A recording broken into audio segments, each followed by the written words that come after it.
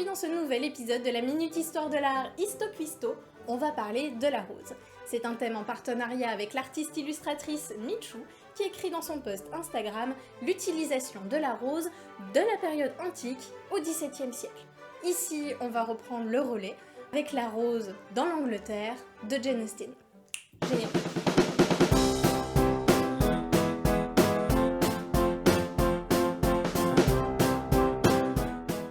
Mais qui est Jane Austen? Considérée comme étant la plus grande romancière de son temps, elle est née en 1775 et morte en 1817.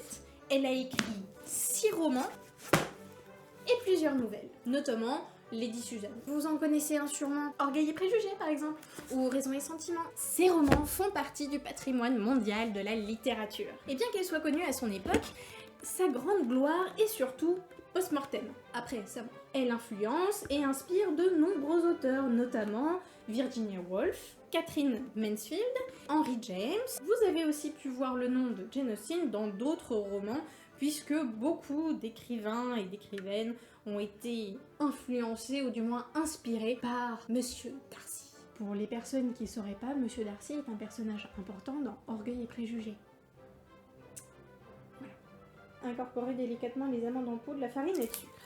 Dans ces romans, la gastronomie est d'ailleurs assez présente. Elle reflète les mets et repas de son époque.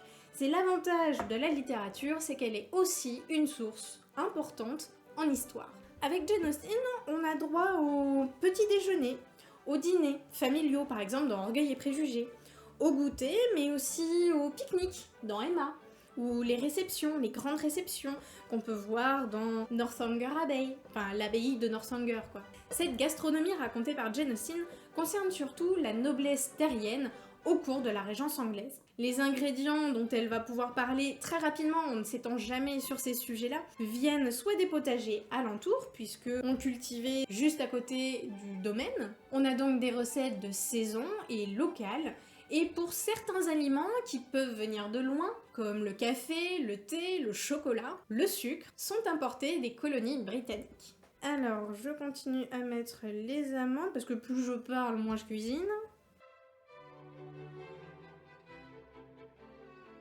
La recette que je prépare vient de ce livre-ci, écrit par Robert Tuesley Anderson.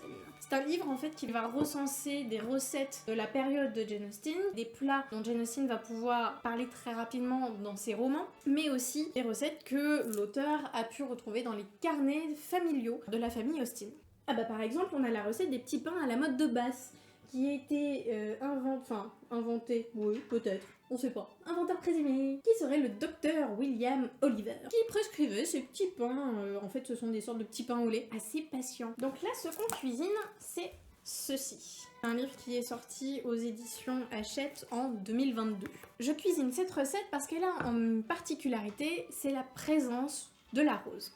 Alors la rose est assez intéressante et importante à la période du 18e en Angleterre. À cette période-là, la passion horticole du moment est de sélectionner différentes variétés de rosiers. On en avait dans les jardins et on le voit dans Mansfield Park. Notre protagoniste Fanny Price doit, oui à l'anglaise, doit aller chercher en plein cagnard des fleurs de rose. Pourquoi en plein cagnard? Bah tout simplement parce que c'est quelque chose qu'on faisait en plein été. Alors pourquoi est-ce qu'on ramasse les roses? Eh bien on va d'abord les tailler, ensuite on va sécher les pétales. On a déjà vent de plusieurs recettes à la rose qui existent à cette période-là. On a le sirop à la rose, le miel à la rose, le sucre à la rose, l'eau de rose et même la confiture à la rose. On touille.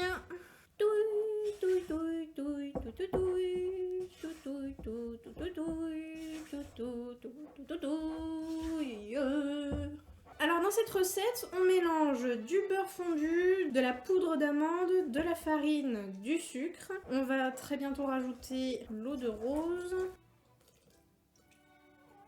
Je rajoute à peu près 60 g de loukoum que j'ai coupé en petits morceaux en rajoutant du sucre glace. Donc je rajoute ça dans ma préparation.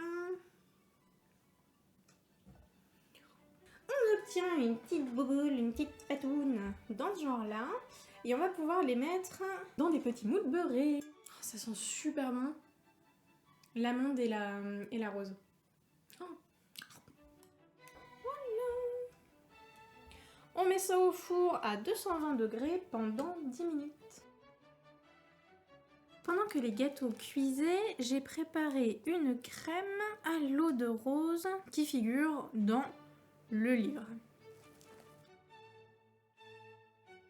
J'y ajoute, alors normalement ce sont des pétales de rose qu'on va pouvoir mettre. Là, j'avais pas ça sous la main évidemment. Du coup, j'avais des fleurs de muflier. En soi, on peut ne rien mettre ou mettre quelque chose, comme par exemple des petits morceaux de pistache. Pour la petite explication, ce livre-là contient donc des recettes de la période de la Régence anglaise. Elles sont quand même assez lourdes, ce qui fait que l'auteur a modifié un petit peu ses recettes parce que soit elles sont trop longues à réaliser, soit elles sont beaucoup trop lourdes à digérer. Il a remplacé certains ingrédients, il a allégé les recettes, sachant que moi-même j'ai changé un peu la recette. J'ai mis moins de sucre, plus de loukoum. J'avais déjà tenté la recette il y a une semaine à peu près. Ce que je peux en dire, c'est que il faut pas le manger chaud. On a moins de saveur, on va plus sentir le sucré. La rose ne va pas ressortir. Donc je préconise de les mettre au frais. Vous pouvez les préparer la veille pour les sortir le lendemain par exemple, ou le midi, le matin pour les sortir l'après-midi. Donc moi je vais vous laisser, je vais continuer à faire les autres. N'hésitez pas à me dire en commentaire si vous allez tester la recette. D'ailleurs, retrouvez la recette qui est dans la description de cette vidéo. Je vous souhaite une très belle soirée ou une très belle journée, enfin peu importe, amusez-vous pleinement. Ouais, c'est toujours aussi nul mes conclusions de fin, il va falloir que je fasse un truc. J'avais dit qu'il fallait pas que je mange trop. C'est bon quand même, hein.